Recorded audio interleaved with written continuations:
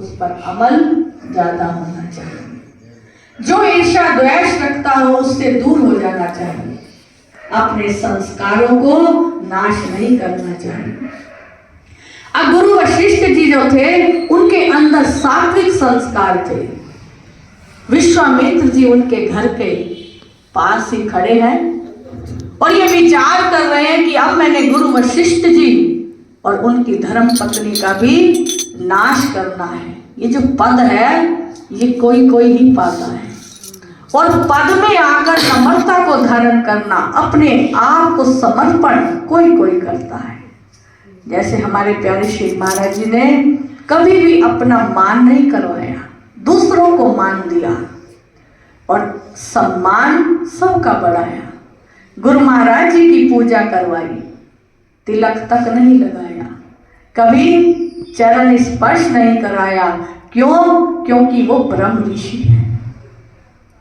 गुरु वशिष्ठ जी अपनी धर्म पत्नी से कहते हैं कि विश्वामित्र जी जैसा कोई ब्रह्म ऋषि नहीं। उनके अंदर इतनी दयालुता है, कृपालुता है, वो शास्त्र विद्या भी जानते हैं और ब्रह्म विद्या भी जानते हैं। उनके जैसा जगत में कोई भी ज्ञानी नहीं दिखता।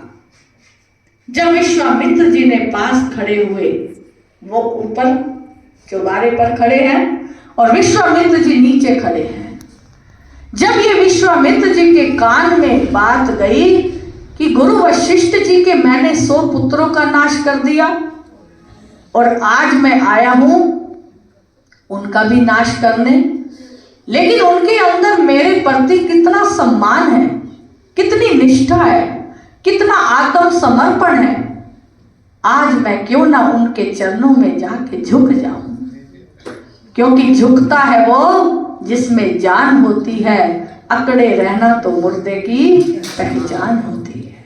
यदि हमने कुछ सतगुरु से पाना है तो पहले झुकना पड़ेगा। जब हम दंडवत करते हैं तो झुक जाते हैं और मस्तक की रेखा को सतगुरु चमका देते हैं।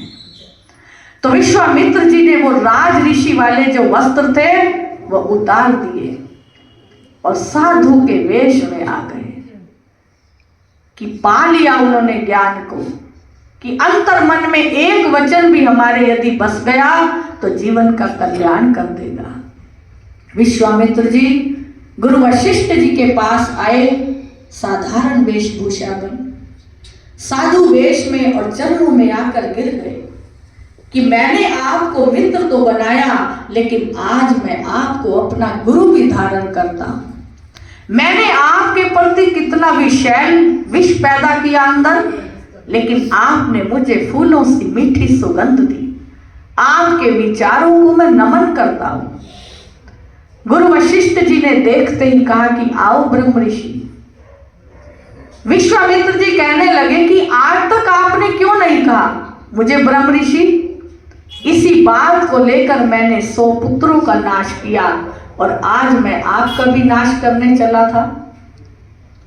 गुरु वशिष्ठ जी कहने लगे कि जिस प्रकार मुझे तुम सम्मुख दिखते हो उसी के नाम से मैं आपका नाम लेता हूं। जो मुझे आपके अंदर संस्कार दिखते हैं उसी से मैं आपके नाम को पुकारता हूं। जब आप राजा के वेश में शस्त्र अस्त्र लिए दिखते हो तो मैं कहता हूं राज ऋषि, और जब आप मुझे अब साधु वेश में नजर आए, ब्रह्म का सूत्र आपके अंदर आया तो आप मुझे लगे ब्रह्म ऋषि।